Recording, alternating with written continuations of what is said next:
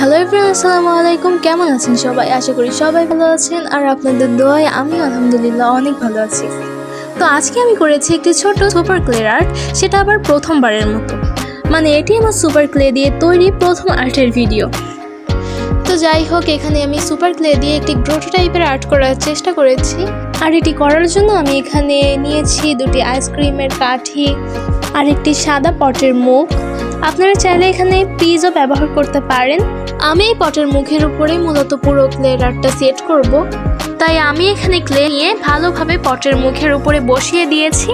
আর এই পটের মুখের উপরে ক্লে বসানোটা আমার পক্ষে খুবই টাফ ছিল, বিকজ আপনারা ভিডিওর প্রথমের দিকে দেখেছেন যে ক্লেটা খুলে খুলে যাচ্ছিল। যাই হোক, ফাইনালি আমি ক্লেটা বসাতে পেরেছি। এখন আমার বানাতে হবে গ্রোটোটা, মানে গুহাটা। তো এটা বানানোর জন্য আমি প্রথমে আইসক্রিমের কাঠের দুইটা কেটে নিয়েছি, তার উপরে গ্লু দিয়ে একসঙ্গে কাগজের উপরে আটকে নিয়েছি। তো তোমাদের এখানে একটা জিনিস খেয়াল রাখতে হবে যে কাঠিগুলো শুধু পেপারের সঙ্গে আটকালে হবে না, সেগুলোকে একটি সার্কেল আকৃতির করতে হবে, কারণ এটা যেহেতু একটা গুহা, এটা অবশ্যই একটু সার্কেল আকৃতির হবে। তো আমার এখানে গুহাটা করা পুরোপুরি কমপ্লিট। এখন আমি এই গুহাটির উপর দিয়ে সুন্দর করে ক্লে বসিয়ে দেব। তো ক্লে বসানোর শেষে আমি এখানে আরেকটু ক্লে নিয়ে সেটাকে রোল করে গুহাটির মুখের দিকে বসিয়ে দিয়েছি। এখন আমার গ্রোটোটি পুরোপুরি কমপ্লিট।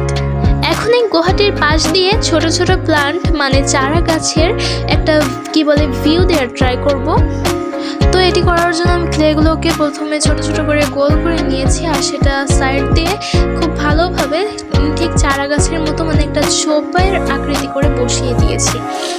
তো এখন আমি এই পুরো আর্টটাকে রং করে নিব। প্রপারলি আমার রং করা শেষ।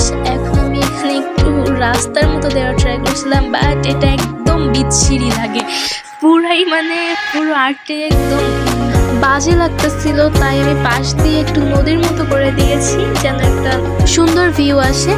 তো যাই হোক, এখানে আমি সুপার ক্লে আর ডালের সাহায্যে এখানে আমি একটি গাছ বানিয়ে নিয়েছি। যাই হোক, ফাইনালি আমার এই ক্লে আর্টটি কমপ্লিট। এই গ্রোটো টাইপ ক্লে আর্টটি কেমন হয়েছে অবশ্যই কমেন্ট করে জানাবেন। তার সাথে আমার পেজটিকে ফলো করে আমার পাশেই থাকবেন। আল্লাহ হাফেজ।